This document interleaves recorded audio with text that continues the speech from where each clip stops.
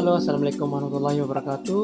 Hari di sini kembali lagi bertemu dengan saya dalam mata kuliah pengantar bisnis syariah.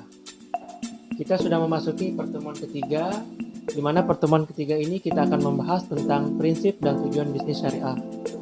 Oke, untuk lebih jelasnya, saya akan menampilkan video singkat mengenai prinsip bisnis syariah.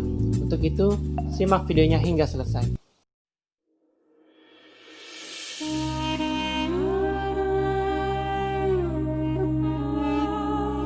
Dari banyak perjalanan yang saya telah lakukan, pertemuan singkat dengan seorang sahabat sungguh telah membuka wawasan dan sudut pandang saya. Dari dia, saya memahami bahwa kitab yang Allah turunkan untuk umatnya ternyata mengandung ilmu-ilmu luar biasa.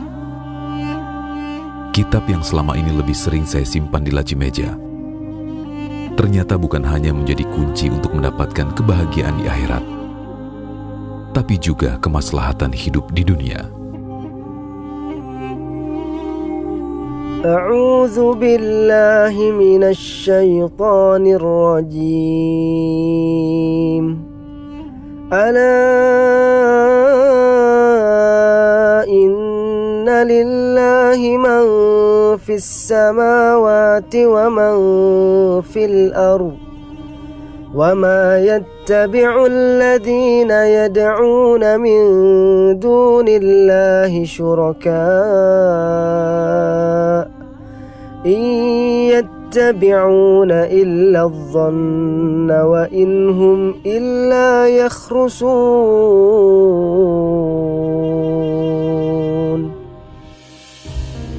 Segala sesuatu adalah milik Allah, apapun itu. Semua yang ada di alam semesta ini, bahkan diri kita sendiri, adalah miliknya, dan Allah berhak mengambilnya kapan saja Ia kehendaki. Sebagai makhluk yang diciptakan Allah untuk menjadi khalifah di muka bumi, manusia diberikan amanah untuk mengelola kekayaan alam dan segala macam karunia Allah yang ada di dalamnya. Amanah pengelolaan kekayaan ditujukan untuk memberikan manfaat yang sebesar-besarnya bagi kehidupan manusia. Karena sebaik-baiknya manusia adalah yang paling bermanfaat bagi manusia lain. Seperti yang Rasulullah sampaikan dalam banyak hadis.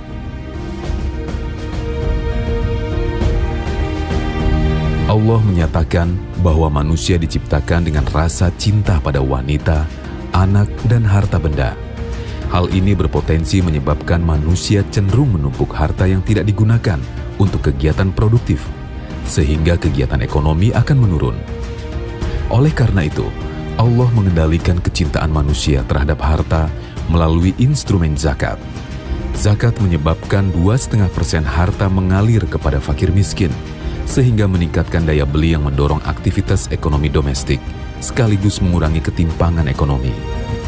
Yang istimewa dari zakat, harta yang 97,5% menjadi terdorong untuk mengalir pada kegiatan produktif, sehingga meningkatkan pertumbuhan ekonomi. Selain zakat, terdapat instrumen sedekah, infak, dan wakaf.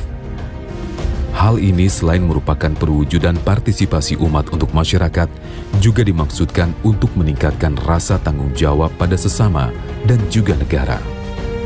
Dengan harta yang mengalir, Allah mendorong manusia untuk melakukan berbagai usaha dan perniagaan untuk mencari rezeki.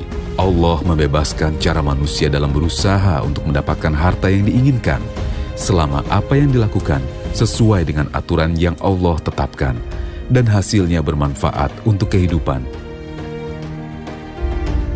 Allah melarang riba yang merupakan tambahan yang dipastikan secara tegas dalam Al-Quran dan hadis. Tapi jika Allah melarang sesuatu, maka Allah selalu memberikan pilihan lain yang Allah halalkan, seperti jual beli dan berbagai kerjasama yang adil antar manusia.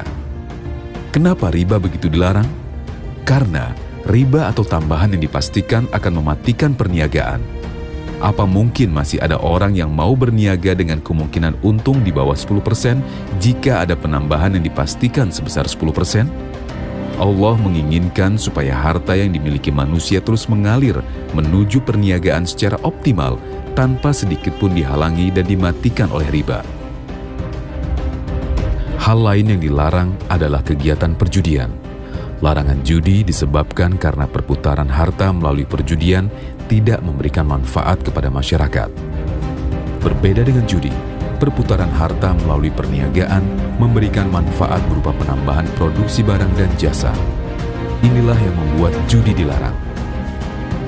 Prinsip dasar muamalah atau hubungan antar kepentingan sesama manusia, seperti bisnis, jual beli, jasa, atau apapun, dalam Islam harus dilakukan dengan dasar suka sama suka dan saling ridho.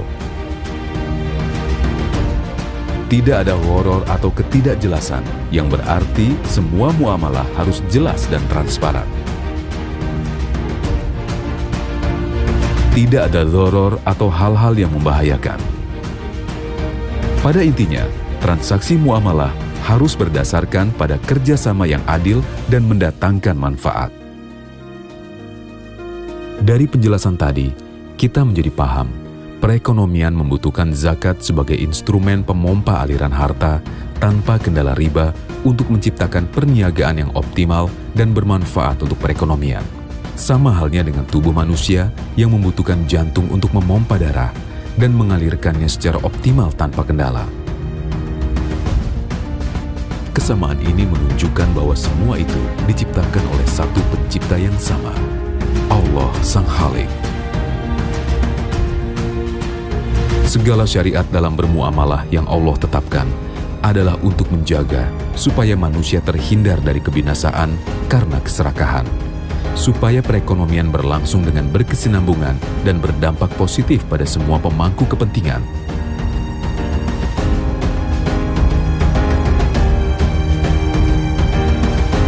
Begitu sempurna segala aturan yang Allah turunkan, karena Allah Maha menyayangi hamba-hambanya. Yas'aluhu man fis samawati wal ard kulla yawmin huwa fi sya'n فبأي آلاء ربكما تكذبان.